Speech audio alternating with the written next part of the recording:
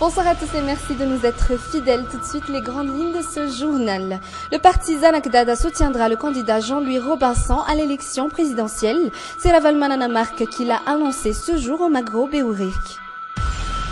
Le volontariat. Combien de jeunes sont attirés par ce mouvement? Nous allons connaître le parcours d'un jeune volontaire dans ce journal. Le soleil et la chaleur sont enfin là et avec les envies de glace, la demande a presque doublé ces derniers jours chez les glaciers de la capitale. Et dans le dossier syrien, l'Iran soutient militairement les forces régulières du régime de Bachar al-Assad. Des vidéos publiées sur le net le prouvent.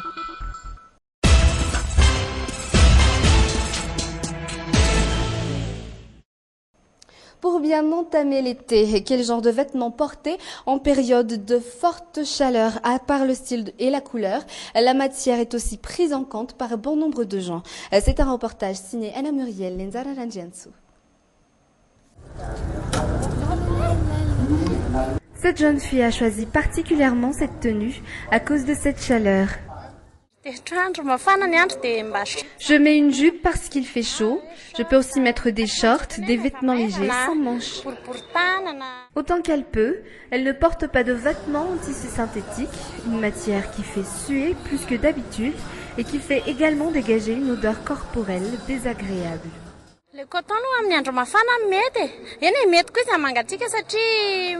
L'idéal en cette chaleur, c'est les tissus en coton.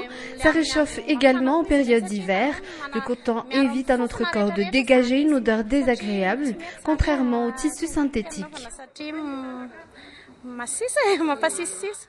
Mais savoir différencier les tissus en coton et ceux en synthétique n'est pas encore donné à tout le monde. Je ne sais pas différencier les tissus en coton et les tissus synthétiques. J'achète mes vêtements selon ce qu'il me plaît.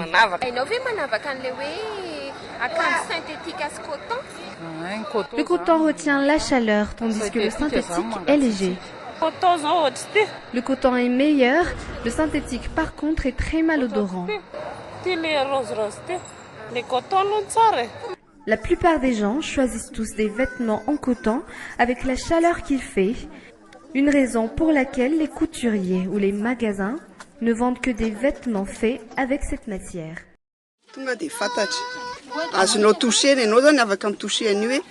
On peut le sentir au toucher pour éviter de se tremper, mais ici, il y a des tissus qui ne sont pas faits avec du vrai coton, mais du coton mélangé, une matière avec laquelle on ne peut pas travailler.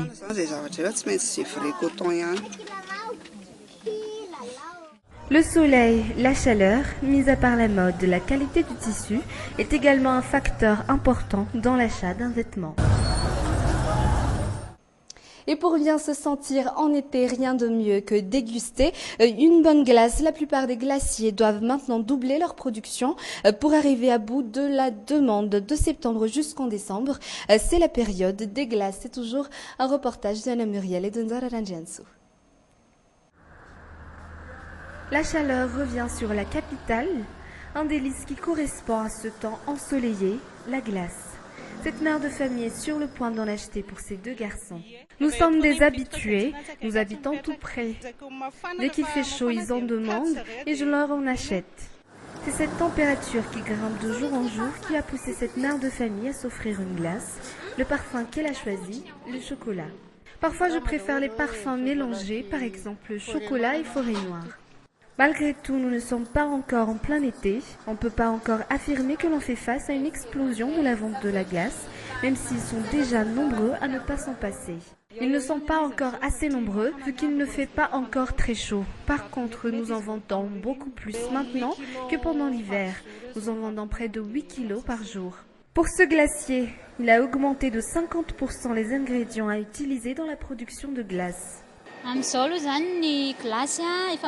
La saison des glaces commence, nous avons augmenté nos ingrédients de 50%, nous recevons dans les 400 à 450 kilos de commandes par jour. C'est au mois de novembre et décembre que les gens achètent le plus de glace. Parmi tous les parfums, le chocolat tient encore la première place. La glace qui vient tout de suite à l'esprit dès qu'il fait beau.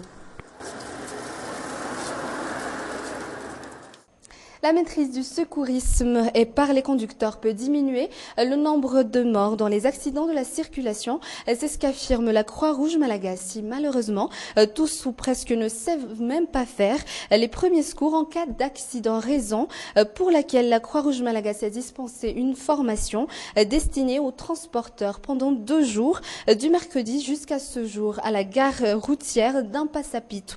Cette formation entre dans le cadre de la célébration de la Journée mondiale du secourisme marquée à chaque 2e samedi du mois de septembre. Et c'est un métier non rémunéré et pourtant bon nombre de jeunes sont attirés par le volontariat. Quelles sont leurs motivations? Jusqu'à quand peuvent-ils tendre la main aux autres sans attendre rien en retour?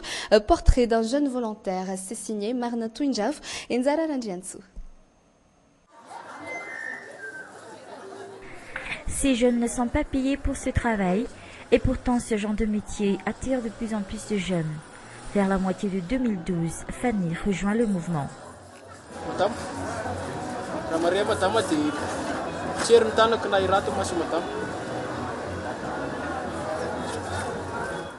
C'est en visitant le salon de métier et de la formation à Nous qu'il a appris l'existence de cette association.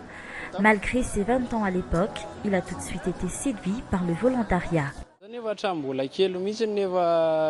Depuis mon enfance, ça m'a paru facile de tendre la main aux autres. Nous avons été éduqués à aider les autres dans le monde du scoutisme. Pour moi, c'est inné. À cause de son enthousiasme, ses proches l'ont encouragé à le faire.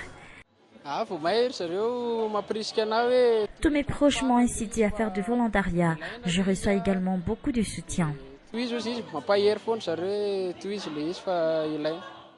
Exercer ce métier non rémunéré n'a pas empêché Fanny de poursuivre ses études.